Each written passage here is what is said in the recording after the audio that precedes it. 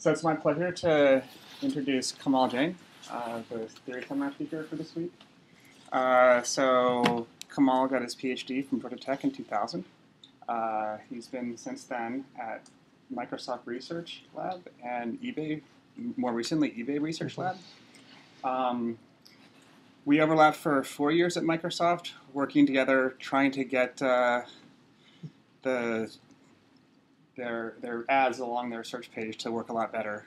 And Kamal had much better luck than I did in that. And one of the things he's been especially good at doing is in looking at finding new applications for computer science and economic research in computer tech products. And he's been very creative in doing so, both at Microsoft and now at eBay. He's bringing that creativity there, and it's always fantastic to see what new thing that he's doing in connecting the theory to the practice at these places. He's also been a fantastic mentor to many interns who've been through both Microsoft Research and eBay Research now, and even some of our own students are going to be interning at eBay with, or have interned at eBay with Kamal. And so it's really fantastic to have him here presenting some of his recent work. Thank you, Jason. I don't know, I mean, you raised the expectation too much, and I can't adapt the slides to read those. And thanks to everybody. It's a pleasure to be here. And actually, this is my second visit here. I visited at least 11 years ago here. I don't remember if I visited in between. It's glad to be back here. Came here for an interview that time. So I came this close to being one of you guys. So this is work, Algorithmic Game Theory of eBay's buyer-seller matching. So the word eBay shows up because I work for eBay. And the intent is here, like what eBay could do in future to make its business more efficient. It's not related to what eBay has been doing currently. It's not about the past, it's about the future possibilities. So last year I have two very good interns. I got really lucky last year. One of them was Chris Wilkins. He's from Berkeley, and the other is Daryl Hoy, who was here. So we started looking at many projects related to the eBay buyer-seller matching. And Daryl name didn't show up here because I'm intentionally cutting the part he has done, assuming that he had presented or will present the work he has done. But that's fantastic work. So let's continue. So the problem I want to talk about is, let me give basically a model for it, and I believe that it's a very general model. So here is an intermediary. So eBay, is an intermediary. It creates a matching between buyers and sellers. So on one side of this intermediary, there are potential sellers, and they have something to sell. They come, oh, I have these goods to sell. They tell eBay about these things. And on the other side, there is a buyer. Okay. The buyer is looking to buy at most one thing, let's say. Okay. So in this model, I'm assuming that there's only one buyer at a given point. So buyers are not competing with each other in this model. You search for camera, you see all the camera listings, various prices, and you can buy whatever camera you like. You don't have to worry about other buyers, whether other buyers are also doing the same search. In particular, this model doesn't model the eBay auctions part, where buyers are competing against other buyers. You bid for $50 for the same camera, I bid $55, and that we will be competing, but I'm not modeling that aspect of eBay. On the other side, sellers are competing with each other. When you search for camera, there will be multiple options of camera you would see. Based on the pricing, based on how well they display their product, how well they communicated about it, where the camera ad showed up, you may or may not buy a camera from a seller. So sellers are competing with each other, buyers are not. Okay. So that's the primary thing in this slide. So this model of intermediary actually quite general. You can model Google AdWords the same way.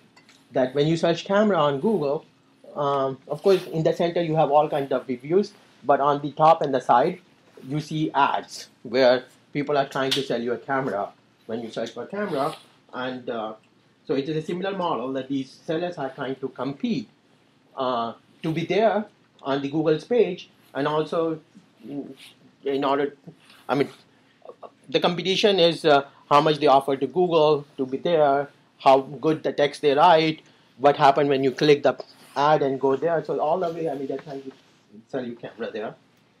The same thing you can model at a physical store like Walmart, where the sellers are. You can think of them as a supplier or manufacturer of the cameras.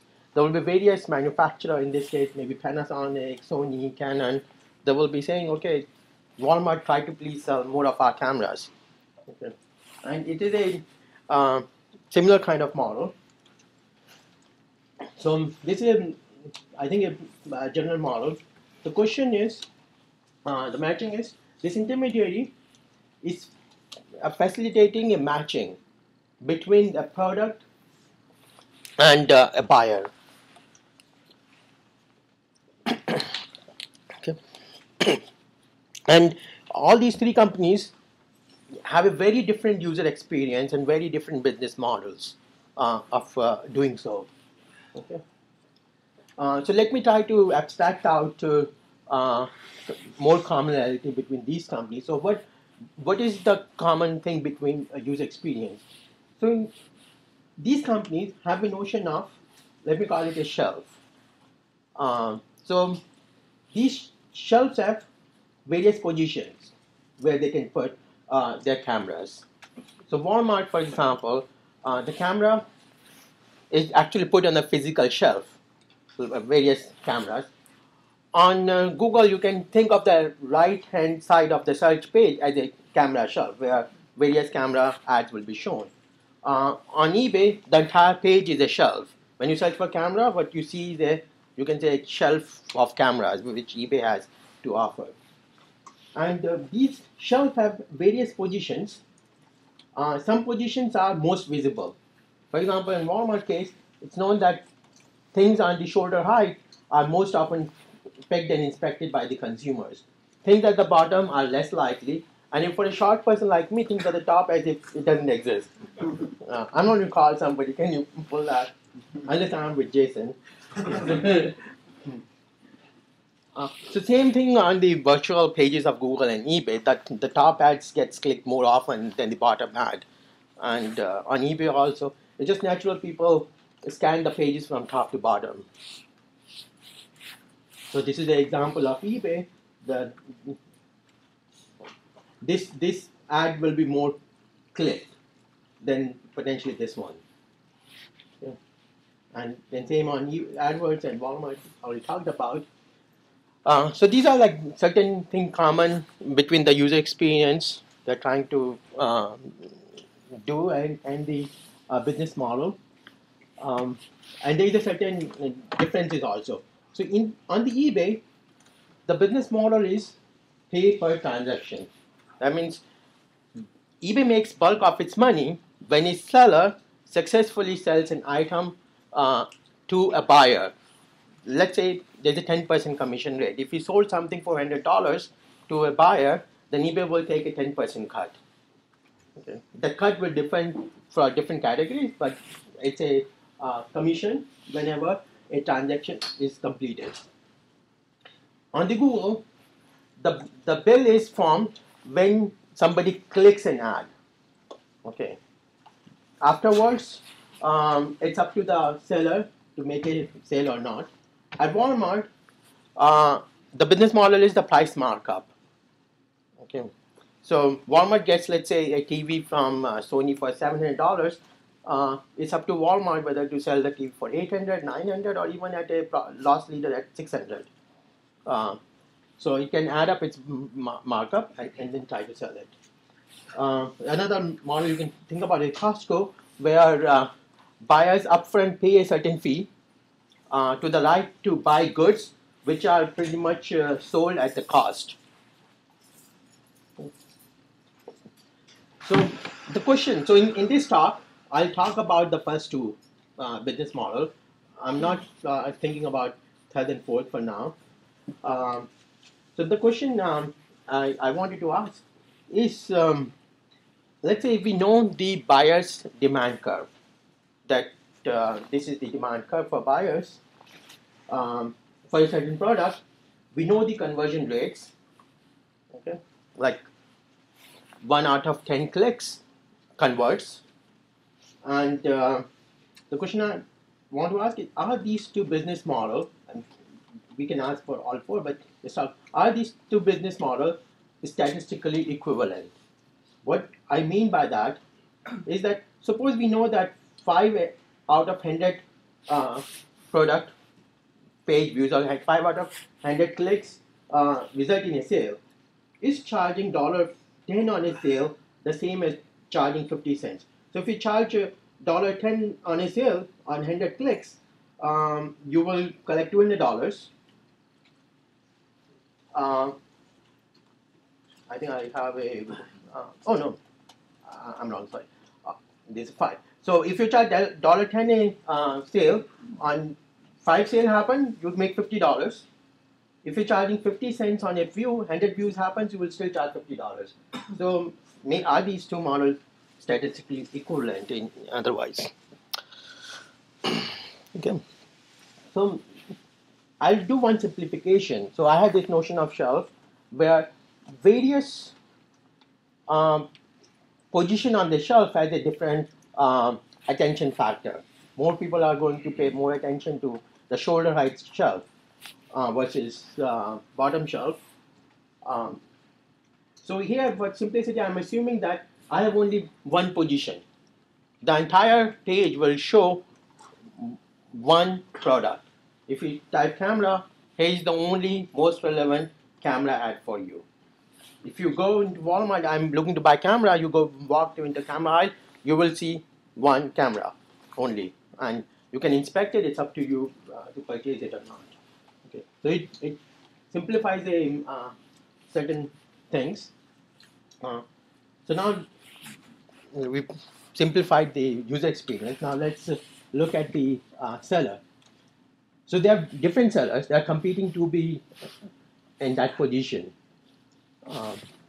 So seller I has an item I. Okay. So every seller has a procurement cost for whatever they're selling. So if you sell an additional TV, I'm assuming that you will manufacture or will acquire a TV to be shipped to the buyer's home. Okay. So there is a procurement cost which could be different for different sellers. If they're selling different cameras or different TV, that cost I'm assuming to be CI. And I'm assuming there are no other cost. Okay. This is the seller behavior. Buyer behavior is, for every product I mean, the buyer may not have the same demand curve for each camera. So for every product the buyer has a demand curve, or the way it's written is in the probability of buying. So if you set a price of S, then this is the probability that a buyer would buy your product. So of course, if you set smaller prices, the probability is higher. If you set higher price, the probability is smaller. Okay. So this is the demand curve of a single buyer. Okay. So given this demand curve, if seller I has to fix the prices, it will pick a price which gives the most amount of area on this rectangle. Okay. So if the seller sells at this prices, this area is the profit of the seller, and this area is the buyer's surplus. Buyer's surplus means if I have a utility of $100 for something and I got that item for $70, I'm $30 happier. Okay. And that's integrated of all the buyers, because these set of buyers will buy, these set of buyers will not. Okay. So one thing I'm assuming here is that a seller is short-term focused, partly because this is how sellers usually behave. Everybody like, how can I make most money today? Also partly because what is the long-term behavior? This is a very challenging question. It's hard to model. Different sellers may have different long-term objectives. It's not trivial to basically,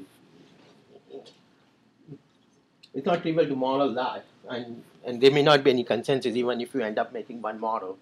Okay. So in this matching world, in seller and buyer, there is a certain positive correlation between the utility of buyer and the utility of a seller, and there is a certain negative correlation. So positive correlation happens. Both buyer and a seller will get some surplus only if a transaction gets completed. If there is no transaction, then there is a zero surplus for both of them, unless some kind of cheating is happening. So I'm making no cheating assumption. So this is like positive correlation. The negative correlation could be, let's say, given that the transaction is happening, if the transaction happens at a $1 higher price, then buyers and seller surplus are negatively correlated, because seller gets $1 extra, but buyer gets $1 less utility. Okay. So, but the very fact that they do get some utility, it is positively correlated, because they won't get unless there is a transaction. Okay. So you can now approach the business model from seller's point of view or from buyer's point of view. Okay. So, this is if we approach the business model from seller's point of view, then you get something like Google's AdWord models. Okay. So if there are any questions, please ask. It's a very simple presentation conceptually, but if there are questions, I could just answer it during a talk. So how is Google's model works? So Google model works as follows. So Google has an auction platform, and if you want to sell, let's say, camera, you come to Google and you say, I can bid. You say how much you value each audience. You say, I value each potential click at $1. Another guy might offer a potential click maybe $2, another might be 50 cents.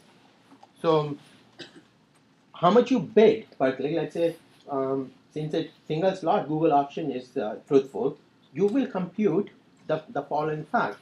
When users come to your website on Google system, you find out that you are going to sell the unit at $10 profit, and from every 10 users, one of them will buy. So the expected profit you get from per user is, let's say, $1. So you compute that number and you tell to Google, I'm willing to pay this number per click. Okay. So essentially, so sellers give the expected profit to Google, and Google pick that seller who has the most expected profit from a given buyer. Okay. And that seller is shown into that single position. Okay. And how much the seller pays? Pays the amount of the second highest bid in an expected sense. So we don't have to, there is certain factor of click-through rate, relevance, etc. But let's ignore for that. In expected sense, the seller who is going to make the most expected profit is going to get that position and going to pay in expected sense the profit of the second highest seller. Okay. So here, since we are doing all those expectations, I'm assuming the sellers are risk neutral, and we would relax this assumption a little bit later. So risk neutral means sellers are just doing the linear expectation on the amount of profit they're going to make. Okay. So this is Google's model. If you approach the matching problem from seller's point of view. So eBay's actually approached the problem from the buyer's point of view. Okay. So because on the seller side, eBay has a fixed business model. You sell something and you pay X% of your revenue to eBay. Okay, so that is fixed. Then all the sellers come and upload a listing. Listing means this is the product I'm selling and this is the price I want. And then the idea is, since all the sellers are paying commission, eBay is trying to optimize the relevance. Which camera is most relevant to a user?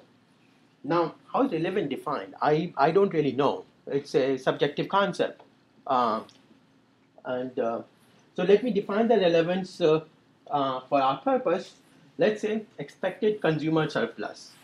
So a product is shown, and let's say eBay know this distribution of your demand curve. It figures out this product has this much chance you will buy it, and you get this much consumer surplus if you happen to buy this product. Okay. So this is, I'm taking a notion of relevance. Okay. So this product is shown to you, and you as a buyer then look at your, I mean, of course you know your utility, but the way your model is on the probability curve, you pick one of your utility, and if that utility is higher than the price, you buy the product and get the difference as happiness.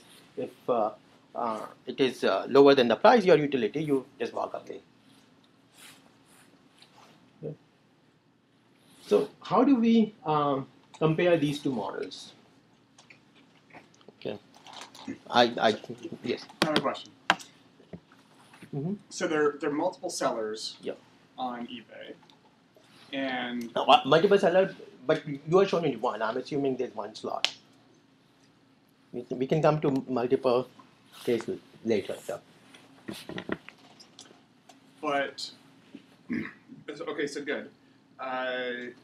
If eBay knows the distribution of buyer demands for each of the sellers, then eBay can and the price. Yep. Then eBay can calculate the expected buyer surplus for each of these slots. Yes. Right? But when a particular buyer comes, they're not necessarily, I mean, they're drawn from the distribution, but their surplus is, you can imagine trying to steer this buyer to the one that he actually most wants, which might not be the one that an average buyer most wants.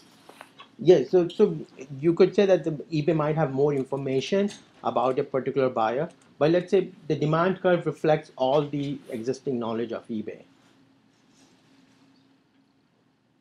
Okay. So this is the demand curve is what the best possible guess is, and it could steer and make more money. That's certainly possible, and we'll talk about that too. But as currently stands, I'm just modeling, giving an approximate theoretical model of how Google is working and how eBay is working. And this notion of relevance, I just plugged it in because it's consistent. If you have a product which is showing at certain rank, if you decrease the price by a little bit, the rank only goes up. Because a consumer surplus your offering goes up.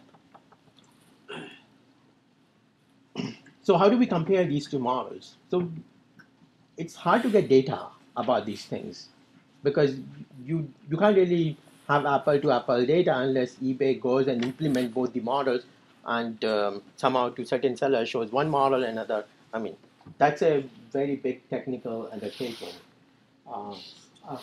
So other ways, at least what the theoretical analysis says, that might be useful too. And then there is some anecdotal data you can collect. Okay. So this is how a eBay page looks like. So it's a Samsung Galaxy S4 which is launched recently, so you know that's a new page. So when this page is shown to the user, eBay collects money if these are basically the same activity, purchase. If this purchase activity happens. If this purchase activity doesn't happen, eBay doesn't collect any money. If this purchase activity happens, eBay collects, and that's paper transaction. Now for this purchase activity to happen, a person has to click a link and come to this page. Okay. Most likely you click a link from the search page. So the Google's model, let's say if eBay happens to run, I'm just again it will charge the seller a bill whenever a user visits this page. Okay, no further bill is charged for purchase, but in a pay per click or pay per view, whatever you would like to say, a seller is charged a bill based on the number of users who sees the seller's page. Okay. So these are the two scenarios. So that's how they will implement it. And these numbers are actually counted. So when you sell something on eBay, eBay actually tells you that so many people have been looking at your listing. This is an information which is already computed. So the scenario one is if eBay were to charge per click. Let's say I have this scenario, and just if eBay wants to run Google's model, let's say in that particular case, I'm using some notation. The expected revenue eBay makes is E. As you search for camera, and among all the cameras, a camera is shown to you based on Google's model. Let's say eBay tweaked this model, and in doing so, eBay makes an expected revenue of E. Sellers makes an expected profit of S, and consumer makes an expected surplus of C. Okay.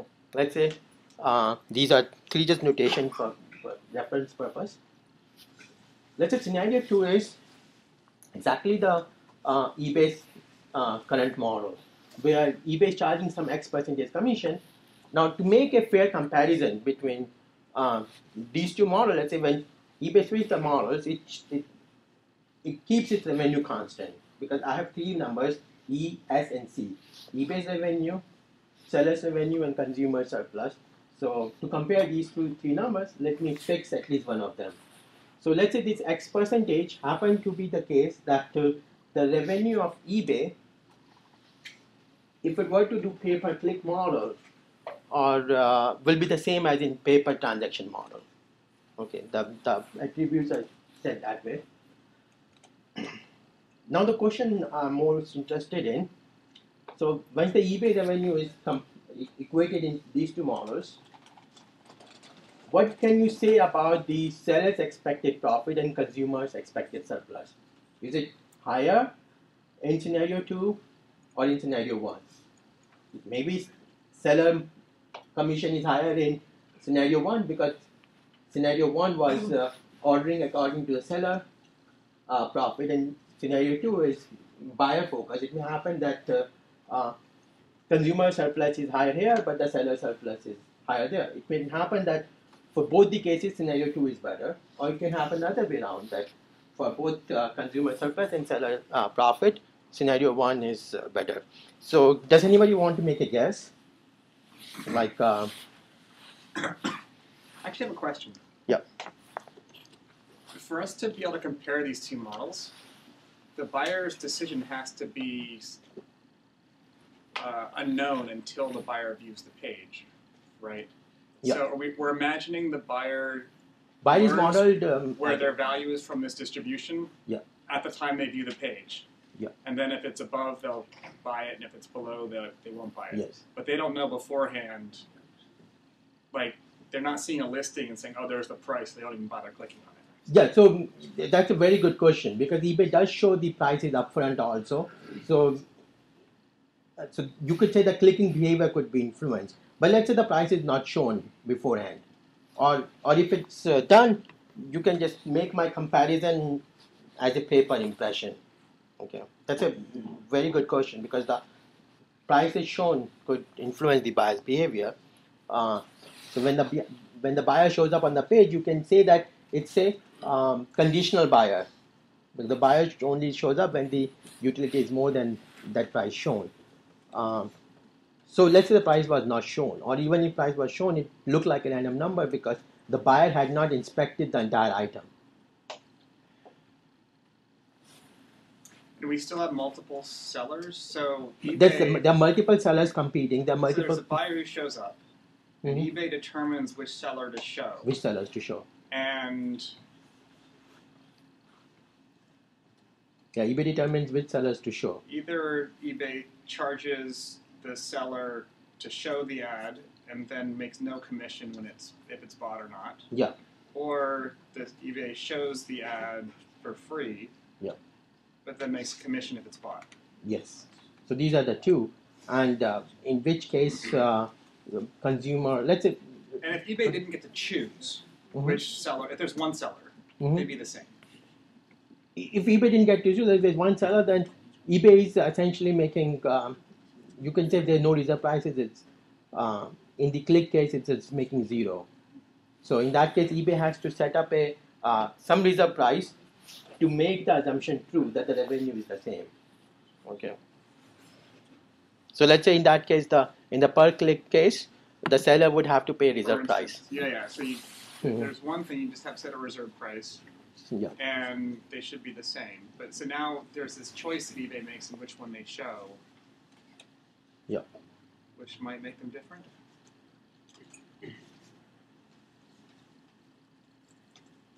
So this question actually I looked at from the technology point of view long time back. I mean, I was one of the person involved in the Microsoft search in the beginning, and one of the questions many people had is, should Microsoft differentiate itself and offer a ad model which charges the user on a pay per transaction basis? Okay, and then there was a set of people, actually a lot of people in MSR and were on that innovation side. Okay, Microsoft innovate and offer a pay per acquisition model, and some of us, I was on the camp on that no, Microsoft should offer a pay per click, and the reasons were not economic. The reason was technology reason. My argument was that if seller is paying on a pay per transaction basis, if you are a flower seller and if Microsoft asks you, when should we show your ad? This person searched for a car. Should we show your ad? As if you are not taking any risk, you will say, sure, a car driver may be interested in flowers. So it will become a harder challenge because Microsoft would not be getting a report for keywords from the sellers. In a per-click model, a flower seller is not likely to bid on car keyword unless he really believes that car and flower are the same thing. Okay. So yeah, so that was a technology point of view, and I think Microsoft ended up choosing the pay-per-click model because Google had it, and they said it's easier for sellers or advertisers to do the same things which they are anyway doing on Google and offering a different model. So it's for the business case. But here we want to see what the theoretical analysis says. So again, I'm assuming, as I said, sellers are risk neutral. Between scenario 1 and 2, it turns out that pay-per-click model is superior both for consumer surplus as well as for seller's profit. Okay, so the theorem is both the consumer surplus and seller profit is higher in pay-per-click model than in pay-per-transaction model. Okay, and why is this the case? It's mathematically straightforward. Actually, you might have learned in several courses.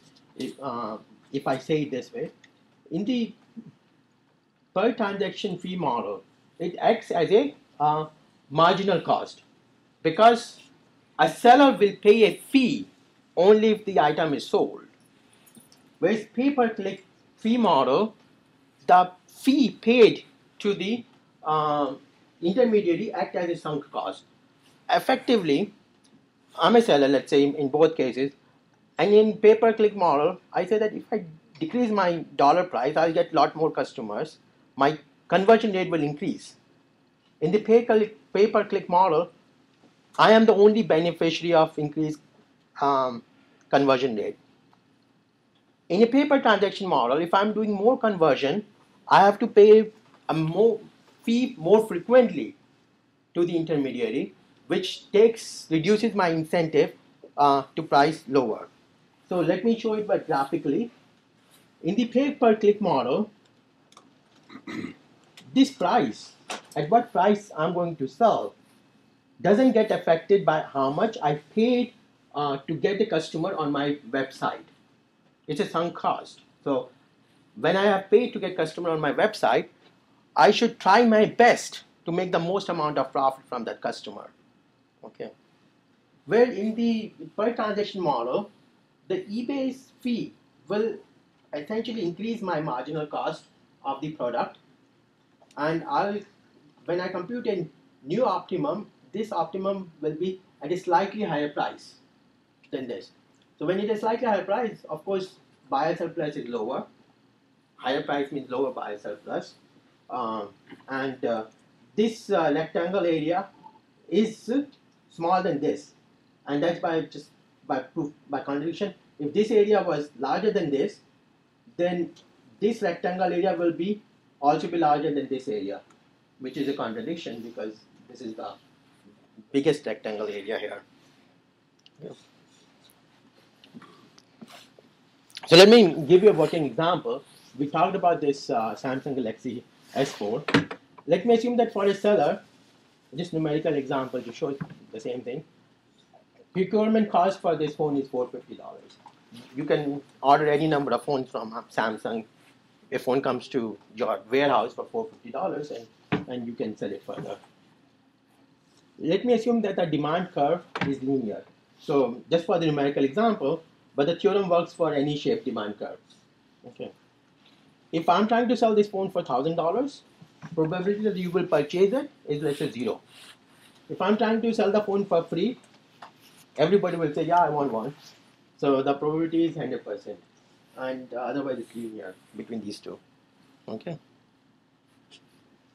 That's my demand curve. Okay. For free, everybody wants it. For $1,000 or more, nobody wants it. And for $500, 50% people will want it. Okay. Let's say eBay charges a 10% commission, then you can write an expression at what prices your profit as a seller is maximized, and that number will turn out to be $750. Okay.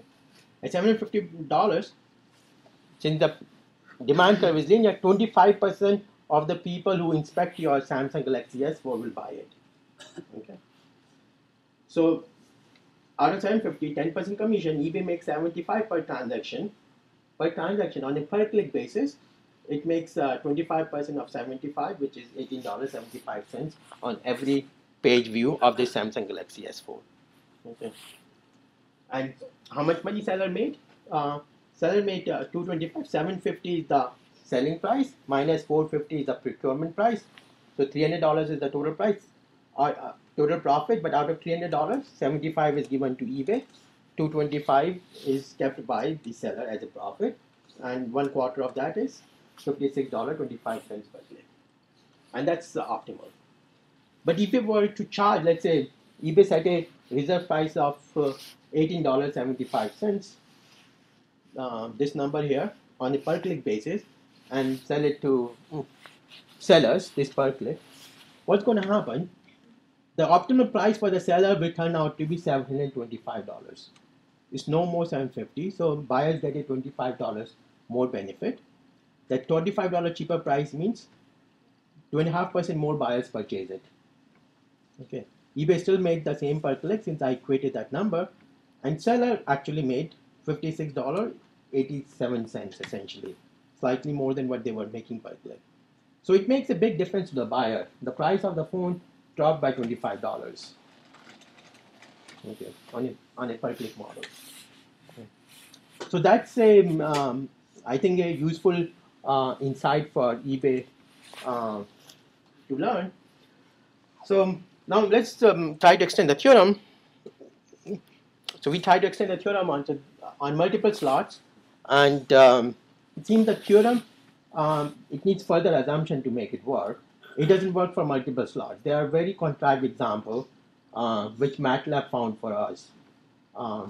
So if you had multiple slots, depending upon what model of user behavior you are using, this theorem may or may not extend.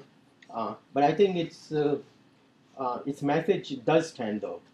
Let me give you some anecdotal example. So I want to make a apple to apple comparison. That means I want to find out exactly the same product, exactly the same seller who is selling the product through two different business models. Okay. And what I did is I found these sellers, there are several sellers who have a shop on eBay and they have their own website. The way they get traffic on their website is mostly through Google keywords, where they pay on a per click basis. The traffic, the way they pay commission to eBay is a per transaction fee. And I wanted to find such instances. It's hard to find automatically, so I actually went and manually found several such sellers. So one of the sellers is this watch seller. I hide the name, but if you search on eBay, you would be able to find it. It's just I thought it's not appropriate for me to name the customer. So this watch is selling 2195 on eBay. The date is here. On the same date, on the seller's website, the same watch is selling for $100 cheaper.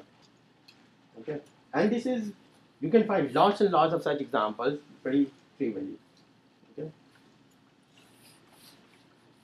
Let's look at a computer website, Amazon, which has a similar per transaction model. In fact, Amazon has a following policy in their terms and conditions for sellers. The seller cannot sell it cheaper than he is selling on Amazon. Okay, so this is their platform terms and conditions. Still, this seller who is selling for 5150 on Amazon, he's willing to violate, because this theorem has so much influence on him, he's willing to violate Amazon terms and condition and selling it cheaper, 4565 versus 5150. Okay. Note another thing. If you notice, I don't know, it's hardly visible from behind maybe. There's this thing called wire price, 4428. You know what does wire price mean? Wire price basically means instead of using your credit card, you give essentially, you wire the money to the seller. Okay, so they are going to sell a credit card fee, which is the pay per transaction fee again. Okay, and if you do that, they are going to give you even cheaper prices because the same theorem, this same theorem would apply on a credit card fee. In fact, due to new regulations in credit card fee, sellers are now allowed to charge two different prices. At some point, they were not allowed, but if I don't know about this state as much, but in Washington State, if you go around, every gas station will show you two prices. Price if you pay by credit card, price if you pay by cash. And the difference is about 2-3%. Okay. So this would not have happened if the credit card fee was not a commission based. Okay, let's say you pay $100 per month and you can charge credit card as many times, then the seller would not have done that. So we talked about the risk neutral seller. What happens if the seller is not risk neutral? Risk neutral basically means $1 of gain gives you the same amount of happiness as $1 of loss will give you the pain. Okay. So that means basically it's a linear, everywhere linear thing. I don't know in general what happens into the risk averse, but we can actually generalize the theorem if the sellers are loss averse. That means the happiness is linear function of your profit. Loss is also linear function, but you feel about loss much more deeply than about the profit. Okay, so that's a loss, and these theorems actually extends in for the loss case also, that pay-per-click model are prices in pay-per-click model are lower than in paper transaction.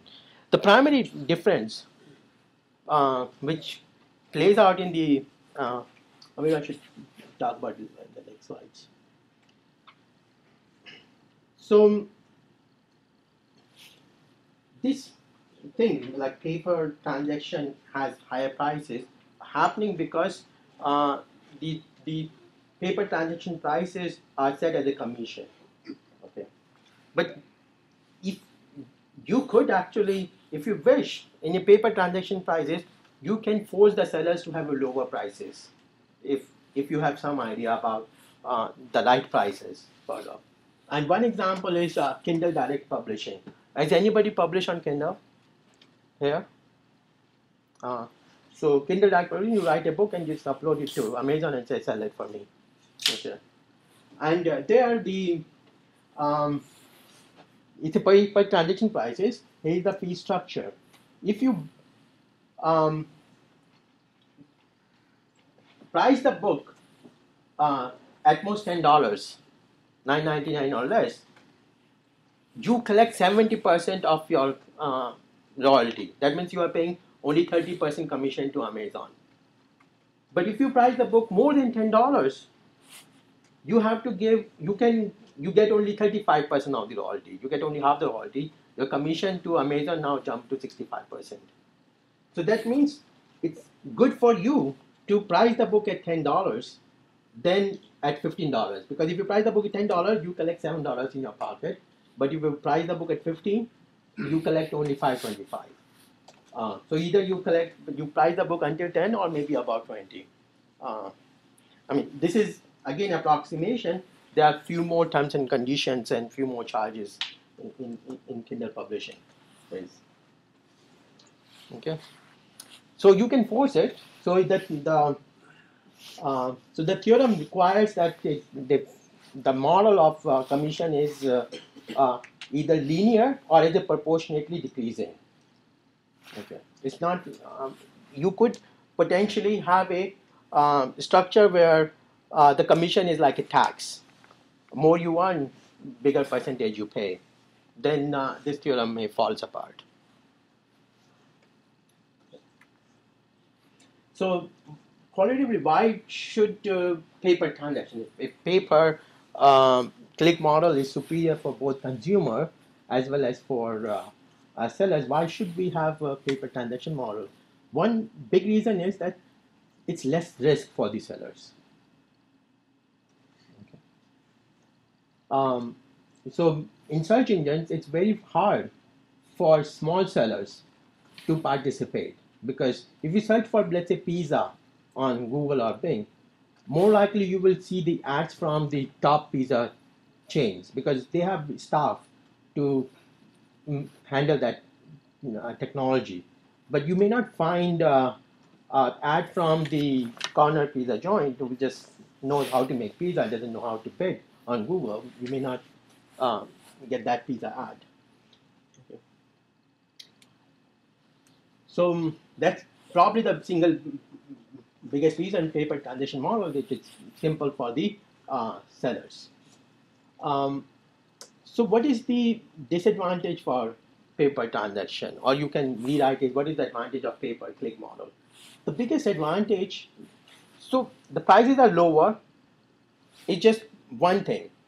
It's a primary mathematical thing, but then practically it leads to other big issues. What happens is, it creates a channel conflict practically. If the prices on per transaction model is higher, and on a per click model, another channel, they are lower, what may happen is consumer may experience the product on your website or on your physical store, but they buy it from another place. Okay, so the price differential, the incentive to differential price, create a huge problem. disintermediation. This problem is both the short term. Many of us might have experienced, we looked at the product at Best Buy, oh, I really like it, but it's too expensive, and you go and buy it online on eBay. And so you could, so it creates a disintermediation problem, which is actually a pretty big problem.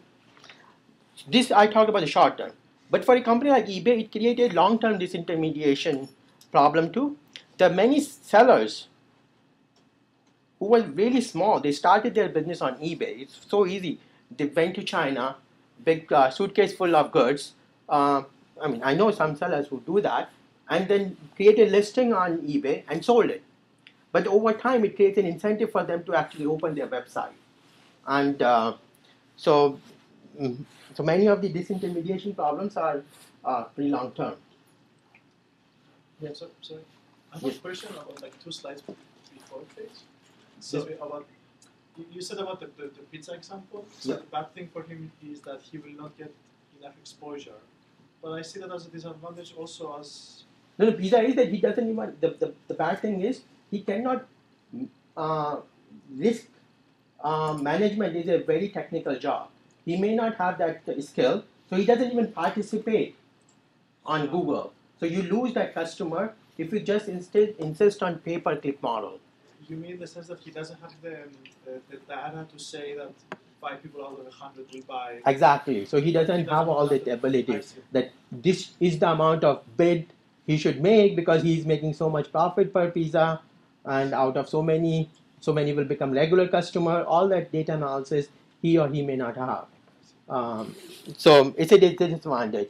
On the other hand, a pizza owner may know that it takes 20 cents of dough, 50 cents of cheese, $1 of toppings. Okay, I make so much money, $5 per pizza. I can give $1 if somebody helps me sell a pizza. So in a paper management, it's straightforward decision. But big companies know these statistics, so they benefit at the expense of smaller sellers.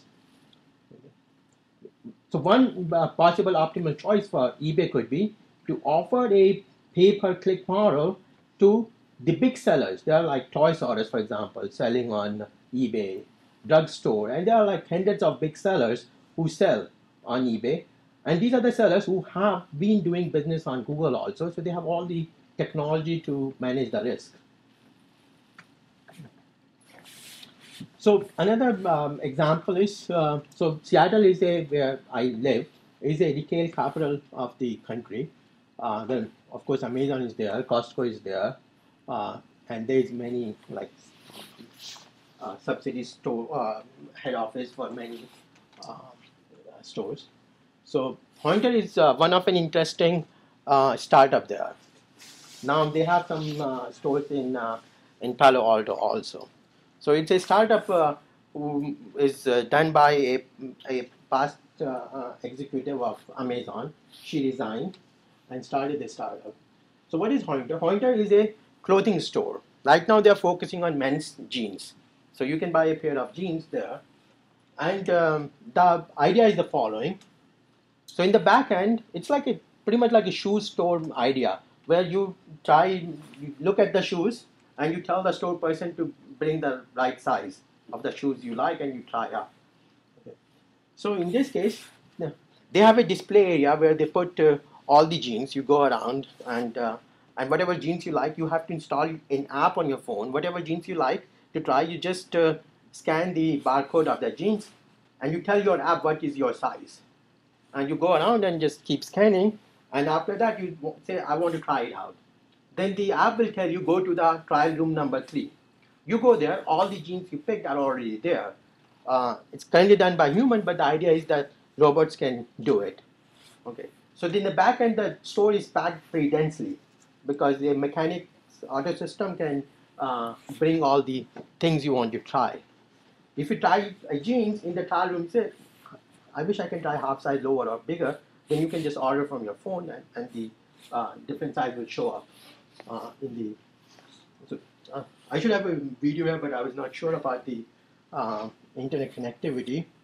So the goal of that store is they want to basically compete with the internet in terms of prices and the choices. But they want to give the primary benefit of the brick and mortar experience, which is instant gratification. You don't have to wait for 2 days to get something in mail. You can try it out. If you like something, you can walk with something. So that is the thing. And they have, there are like dozens of news articles written in popular press about the very nice user experience they have. What I want to talk about is what does this research tell us about their business model. So this is essentially the experience. There is a phone app. You scan it. So this is the inside of the store, and in trial room you will have that pair of jeans.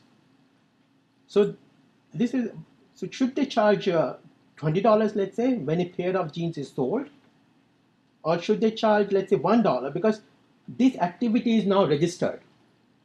I mean, in the offline world, there was no such activity that so many people tried your jeans. But here, this activity is registered, so they can potentially send this thing and say, 20 people tried your jeans, give us $20. And it's up to the manufacturer to price it right to make the sales. If they do that, then this shows that the channel conflict will go away. The prices of jeans in a store will actually be matched with the internet prices because it's not, because the supplier of the gene is common. It's not in the interest of supplier to create an incentive for people to postpone the purchase. So there's no reason. So in the other channel, whatever the supplier is getting, the supplier will now cooperate. Okay. So how much time do I have, if any? I have probably maybe like a minute. Okay, so yeah, I wanted to talk about like what is the model. If your only goal is to make most money, what model will you pick up? And the one answer we get is the optimal revenue model is the Walmart's model, the price markup. You ask the seller how much money you need. Let's say Jason wants to sell this used chair. He says, I need $20 for this. Then it's up to me to decide the prices and location, when to show, where to show, how much price to charge, whether should I show a competing chair with Jason's chair. So if I have all this ability, I can actually make most amount of revenue for myself as an intermediary. So that was the second part of the talk, but I think I don't have time. So thanks. So it's the opposite conclusion of your previous conclusion? Pardon? Your previous conclusion was you want to charge per click every time you show the product. And the conclusion you just made is the opposite. There's a slight difference though. In this case, you tell that you want to sell this chair, so I will decide the pricing and everything, and I'll give you money for the chair only if it sells. If it doesn't sell, you keep your chair. So this is slightly different. So it is a Walmart's model with the return flexibility. That would give. So the difference is that it's the Walmart who will be deciding the prices, not the sellers. If sellers are deciding the prices, so you want to run the pay-per-click model, assuming all the risk neutral sellers. Any more questions? So we talked about the pay-per-view and pay-per-transaction. Does it make sense to talk about something in the middle? So like charge that amount of money, pay you, and if that view translates to a transaction, pay them a little bit more, charge them a little bit more. Does that make sense or difference? You could do that. I mean, you can choose something in between, and the same analysis will tell you that the consumer price will be somewhere in between. So if you know that your sellers are very risk-averse, so you may want to do something like that, come in between. Another way is, which is I haven't done, you can compute the optimal coupon. The pay-per-click gives you a risk that you put an ad, you paid to Google and you didn't convert it. But if Google is sure of the statistics, know that after so many typically gets it, Google can offer you a coupon of that value. So it can take care of risk to some extent. and you probably can compute the optimal coupon using these things.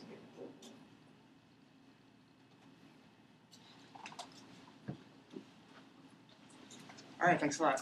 Thank you.